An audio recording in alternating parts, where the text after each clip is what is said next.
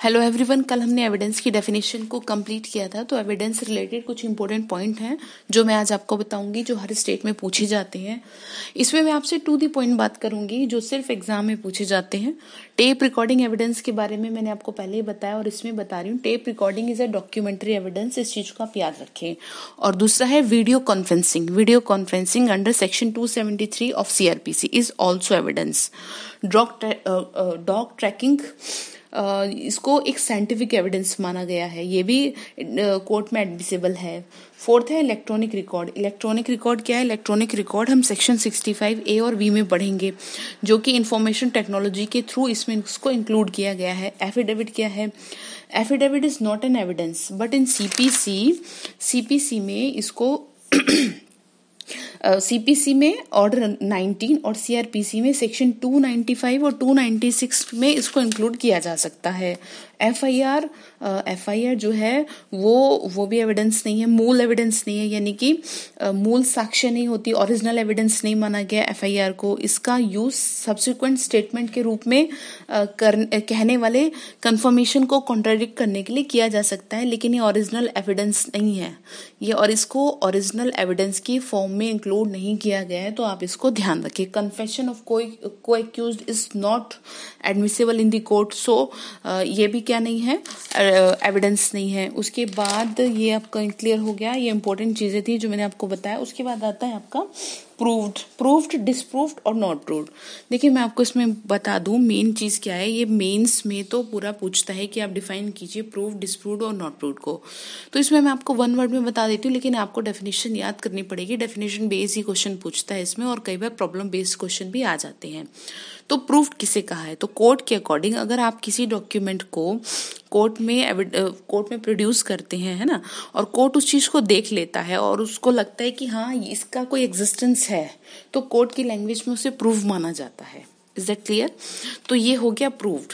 जैसे कि हम इसकी डेफिनेशन को पढ़ लेते हैं। A fact is said to be, एक फैक्ट यानी एक fact is said to be proved when the court, बहुत ध्यान से देखें, when court after the conferring the matter before it, the court either believes it to exist or consider to existence, so prevail that a prudent man ought under the circumstances of the case to act upon the suppositions that it exists। कहने का मतलब ये है कि court को ये लगता है कि अगर ये इस बात का जो भी आप एविडेंस ला रहे हैं उसका कोई एग्जिस्टेंस है, तो वो अपना जुडिशियल माइंड अप्लाई करती है जब, तो वो उसको प्रूव मानेगी।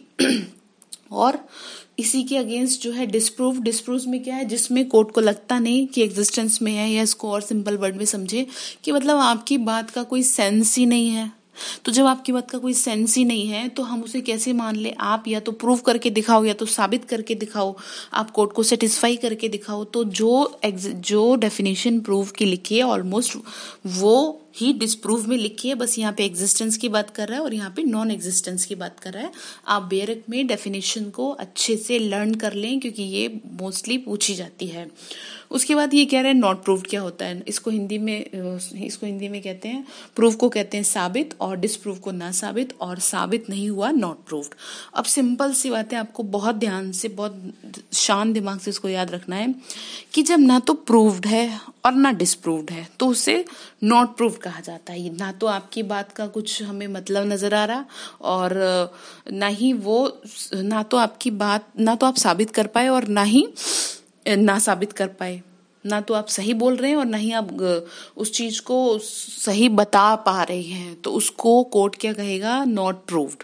तो इस चीज को आप ध्यान रख लें, जो ना प्रूव है ना डिसप्रूव है वो नॉट प्रूव्ड है। ये तीनों ही डेफिनेशन मोस्टली एग्जाम में पूछे जाते हैं, डेफिनेशन बेस्ड क्वेश्चन पूछे जाते हैं, और वैसे भी कई बार अलग से भी पूछ लेता है। उसके बाद आता है आपका प्रिज्यूम,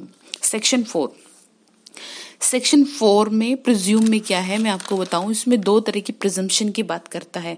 अगर हिंदी में बोलूं तो एक हिंदी में जो है वो है कर सकेगा, मे प्रिज्यूम यानी कर सकेगा, और शेल प्रिज्यूम यानी करेगा, उपधारणा करेगा। ठीक है, मे प्रिज्यूम, देखो मे प्रिज्यूम के वर्ड से ही समझ में आ रहा है कि हाँ लगेगा तो कर सकेगा, और शेल में क्या आ रहा है, मे और शेल में आप सब समझते हैं इसका मतलब क्या है। मे यानी कर सकेगा, 50-50 है, और शेल यानी डेफिनेटली करेगा। तो इसका मतलब ये है कि कोर्ट को, चलिए डेफिनेशन को देखते हैं। whenever it is provided by this act, the court may presume a fact. It may be either regard such fact as proved unless and until it is disproved or may call for prove it. तो कहने का मतलब ये है, जहां किसी act द्वारा ये डिसाइड किया गया है कि कोर्ट किसी किसी फैक्ट को प्रिज्यूम कर सकेगा, यानी प्रिज्यूम मतलब होता है उपधारणा कर सकेगा, उसको ऐसा मान सकेगा, वहां कोर्ट या तो ऐसी बात को साबित हुआ मान सकेगा, और अगर जब तक उसे डिस्प्रूव नहीं किया जा सकता, और अदरवाइज क्या करेगा, उसको साबित करने की मांग कर सकेगा, उसके अगेंस्ट या उसके रेफर में जो भी है एविडेंस की मांग कर सकेगा। जैसे कि एग्जांपल है, राम की घड़ी खो गई तथा थोड़ी देर बाद शाम के पास वो मिली, तो एक नेचुरल प्रिजम्पशन ये होगी कि या तो उसने चुराई है या किसी से ये जानते हुए ली है कि ये चुराई गई घड़ी है। तो ये क्या हुआ, तो ये कर सकेगा। ये दो तरह का होता है, इसको भी एग्जाम में पूछा गया है। इसको हम प्रिजम्पशन ऑफ फैक्ट कहते हैं। तो ये क्वेश्चन पूछेगा आपसे कि प्रिजम्पशन ऑफ फैक्ट क्या है और प्रिजम्पशन ऑफ लॉ क्या है, वो मैं आपको बता ही रही हूँ साथ साथ। तो उसको आप ध्यान रखिए। इसके लैटिन वर्ड भी हैं जो आपकी बेरक में भी दिए गए हैं। प्रिजम्प्शियो होमिनियस, ये क्या है, ये इंसान की यानी ह्यूमन माइंड के ऊपर डिपेंड करती है। ये वो प्रिजम्पशन होती हैं जो किसी मनुष्य के मन की रचना या उसके कार्यों की शाखा को या समाज को लेकर के आधारित हो। इसको आप पढ़ेंगे सेक्शन रीड विद 86, 87, 88, 90 एंड 114 में। प्रिज्यूम के लिए ये सेक्शन आपको जरूरी है पढ़ने। अब शेल प्रिज्यूम क्या होता है? शेल प्रिज्यूम ये होता है कि जब तक साबित माना जाएगा, जब तक उससे आप ना साबित करते हैं। यानी कि whenever it is directed by this act that regards such fact as proved unless and until it is disproved, हम उसे तब तक सही मानेंगे जब तक कि वो डिस्प्रूव नहीं हो जाता। ठीक है ना? तो ये क्या है, वैसे तो बोथ प्रिजम्पशन आर रिब्यूटेबल प्रिजम्पशन, यानी कि दोनों ही प्रिजम्पशन खंडनीय हैं, लेकिन इसमें आपको थोड़ा सा डिफरेंस और समझना होगा कि this is rebuttable presumption of law and court is bound to draw, जब तक कि विरुद्ध साक्ष्य द्वारा उसे डिस्प्रूव नहीं किया जाता। तो ऐसी प्रिजम्पशन का प्रभाव ये होता है कि जिस पक्षकार के पक्ष में किसी तथ्य को साबित करने के निष्कर्ष निकाले जाते हैं, तो वो बर्डन ऑफ प्रूफ से डिस्चार्ज हो जाता है, यानी कि दूसरी पार्टी पे चला जाता है। इसमें बर्डन ऑफ प्रूफ जो ये कहता है कि हाँ ये सही है, यानी कि जो ये कह रहा है कि जो साबित नहीं कर पा रहा तो उसी के ऊपर चला जाएगा ना।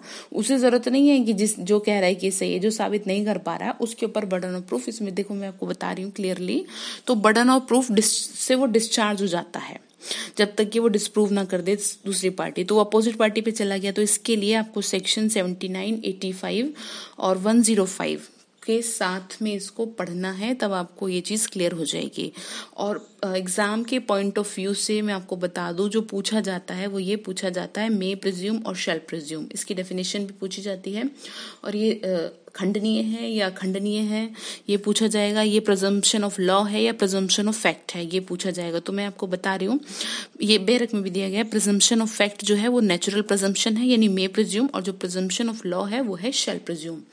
तो इसमें डिफरेंस बता देती हूँ। जो प्रिजम्पशन ऑफ फैक्ट है वो है लॉजिक, और वो है खंडनीय, है ना, यानी कि उसको रिब्यूट किया जा सकता है। और court is not bound, court उसके लिए बाउंड नहीं है। मे प्रिज्यूम के लिए इग्नोर भी किया जा सकता है उसे, लेकिन जो लीगली प्रिजम्पशन है यानी जो शेल प्रिज्यूम है, वो शेल प्रिज्यूम डिसाइडेड होती है जब तक कि उसको क्या ना कर दिया जाए, डिस्प्रूव ना कर दिया जाए, और उसको इग्नोर भी नहीं किया जा सकता। इस पूरे मेन रूल को बनाने का जो पर्पस है वो ये है कि ये प्रोविजन कोर्ट को ये ऑर्डर देता है कि ऐसे फैक्ट को साबित माना जाए जिसके लिए कोर्ट बाउंड है, परंतु इन्हें एविडेंस दे करके रिब्यूट भी किया जा सकता है, यानी उसको समाप्त भी किया जा सकता है।